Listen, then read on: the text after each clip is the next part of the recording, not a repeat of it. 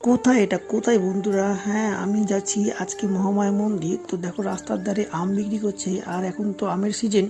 তো চলো আর কিছুটা দূর গিয়ে মহামায়া মন্দির। তো মহামায়া মন্দিরে আজকে মায়ের দর্শন করাবো। এই দেখো চলে এসেছি আমি মহামায়া মন্দির। আর মহামায়া মন্দিরে নেমেই প্রথমে মায়ের দর্শন করাবো আর সম্পূর্ণ মন্দিরটা ঘুরে দেখাবো। তো চলো মায়ের দর্শন করি। আর মায়ের দর্শন করে সব মনস্কামনা সবার পূর্ণ হয়, তো আমাদেরও পূর্ণ হবে। আর কমেন্টও লিখো জয় মা মহামায়া। তো কমেন্টে লিখতে ভুলো না মায়ের দর্শন করে। তো আজকে এই মন্দিরটা দেখাই, দেখো সম্পূর্ণ মন্দির প্রাঙ্গণটি দেখো বেশ বড়। আর এইখানে প্রত্যেক শনি মঙ্গলবার পুজো হয়, আর প্রতিদিনই ব্রাহ্মণ দিয়ে পুজো হয়। তো মন্দির প্রাঙ্গণে তোমরা সকালে এসে পুজো দিতে পারো এবং ঠাকুর দর্শন করে যেতে পারো সব সময়। এদিকে যখনই আসবে মায়ের দর্শন করে যাবে, রাস্তার উপরে হাতের মন্দিরটি আছে। তো